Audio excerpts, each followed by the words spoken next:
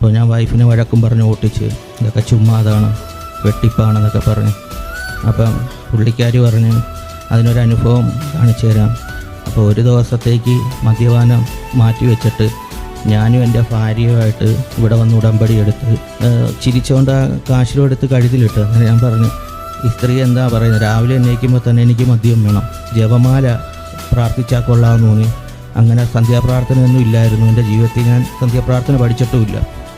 എൻ്റെ കുടുംബത്തിൽ പിന്നെ എനിക്ക് മനസ്സമാധാനവും ശാന്തിയൊക്കെ കിട്ടി. നമസ്തുതി ഉണ്ടായിരിക്കട്ടെ. എൻ്റെ പേര് ഫാബിയോ.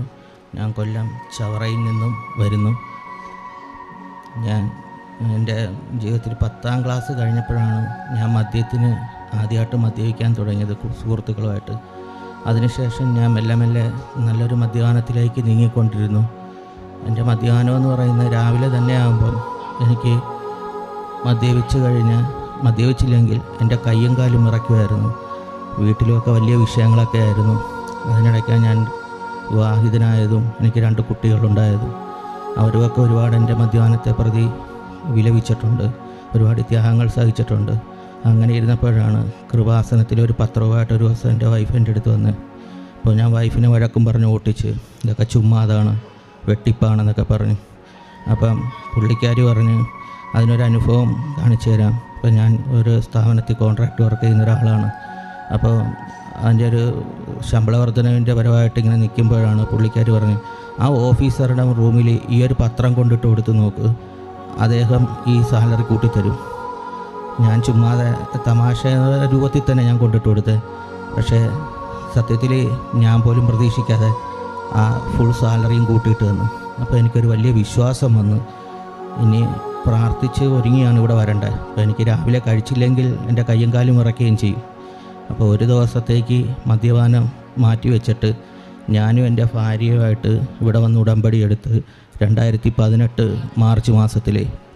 അപ്പോൾ ഇവിടെ കൗൺസിലിംഗ് വരുമ്പോൾ എനിക്കിപ്പോഴും ഓർമ്മയുണ്ട്, ആ ഭാഗത്താണ് കൗൺസിലിംഗ് നടന്നത്. ആനി സിസ്റ്റർ, അന്ന് കൗൺസിലറായിട്ടൊരു ആനി സിസ്റ്ററായിരുന്നു അന്നിരുന്നത്. അപ്പോൾ ആ സിസ്റ്റർ എൻ്റെ അടുത്ത് പറഞ്ഞു, അപ്പോൾ ആദ്യം തന്നെ വൈഫ് എഴുതിയത് മദ്യപാനം മാറ്റി കിട്ടണമെന്നുള്ളതാണ് ഉടമ്പടിയിൽ. അപ്പോൾ എൻ്റെ അടുത്ത് മദ്യപിക്കാൻ പറഞ്ഞാൽ നല്ലതായിട്ട് മദ്യപിക്കും. അപ്പോൾ എൻ്റെ അടുത്ത് പറഞ്ഞാൽ കാശ് രൂപ എടുത്ത് കഴുത്തിലിട്ടോ, ഇനി നീ മദ്യപിക്കത്തില്ലെന്ന്. അന്നേരം ഞാൻ ചിരിച്ചുകൊണ്ട് ആ കാശ് രൂപ എടുത്ത് കഴുത്തിലിട്ട്. അന്നേരം ഞാൻ പറഞ്ഞു, ഈ സ്ത്രീ എന്താ പറയുന്നത്, രാവിലെ എണീക്കുമ്പോൾ തന്നെ എനിക്ക് മദ്യം വേണം, ഇല്ലെങ്കിൽ കയ്യും കാലും വിറയ്ക്കും. പക്ഷെ എന്തെന്നറിയത്തില്ല, ഞാനിവിടെ നിന്ന് പോകുമ്പോൾ തന്നെ മദ്യത്തിൻ്റെ ആ ഒരു ടെൻഡൻസി നിൽക്കുകയാണ്, പോയി കഴിക്കണം. ബാറിലോട്ട് ഓടിപ്പോയി. എൻ്റെ നാട്ടിൽ തന്നെ ബാറ് ബിവറേജ് ഷോപ്പൊക്കെ അടുത്തുള്ളൊരു നാടാണ്. ചന്ത അതിൻ്റെ അടുത്താണ്, കൂട്ടുകാരുണ്ട്. അങ്ങനെ അവിടെ ചെന്നിട്ട് എനിക്ക് എന്തോ അന്ന് മദ്യപിച്ചില്ല അന്ന്. സത്യത്തിൽ എന്തോ ഒരു സംഭവം കൊണ്ട് ഞാൻ പിന്മാറി വന്നു. പിന്നെ അങ്ങോട്ടുള്ള ദിവസങ്ങളിൽ കാണാൻ സാധിച്ച എനിക്ക് തീരെ മദ്യ ഷാപ്പ് കാണുമ്പോൾ തന്നെ എനിക്ക് മനസ്സിന് വല്ലാത്തൊരു ക്ലാന്തലും ഒരു വിപ്രീതിയും ഉണ്ടാകും. പിന്നെ അങ്ങോട്ട് ഞാൻ വൈകുന്നേരങ്ങളിൽ അങ്ങോട്ട് പോകാറായി. അങ്ങനെ വീട്ടിലൊറ്റയ്ക്ക് ഇരിക്കുമ്പോഴാണ് അപ്പോൾ ഇങ്ങനെ ഓരോ ചിന്തകൾ വന്നു. ഇപ്പോൾ ജപമാല പ്രാർത്ഥിച്ചാൽ കൊള്ളാമെന്ന് തോന്നി.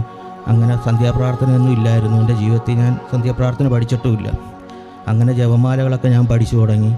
പിന്നെ അങ്ങനെ ഇരുന്നപ്പോൾ ഇവിടെ പറഞ്ഞു, ഉടമ്പടിയിലൊരു കാര്യം പറഞ്ഞത് ഇങ്ങനെ പറഞ്ഞ് ബൈബിൾ വായിക്കണമെന്ന് പറഞ്ഞു അരമണിക്കൂർ.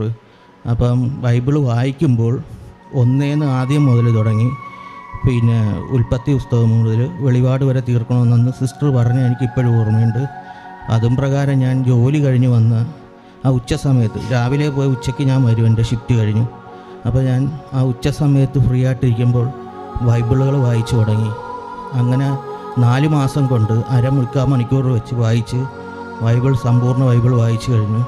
അതിനുശേഷം ആത്മീയപരമായിട്ട് കുറേ കാര്യങ്ങളൊക്കെ മനസ്സിലുദിക്കുകയും അങ്ങനെ നല്ല നല്ല കാര്യങ്ങൾ ചെയ്യാൻ തുടങ്ങിയൊക്കെ ചെയ്ത് എൻ്റെ കുടുംബത്തിൽ പിന്നെ എനിക്ക് മനസ്സമാധാനവും ശാന്തിയൊക്കെ കിട്ടി.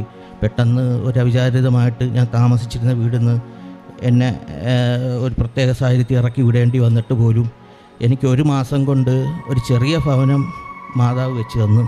ഞാനിന്ന് ആ ഭവനത്തിലാണ് താമസിക്കുന്നത്. ഇന്നും എൻ്റെ കുടുംബവും ഞാനും വളരെ സന്തോഷത്തോടും സംതൃപ്തിയോടും കൂടി ജീവിക്കുന്നു.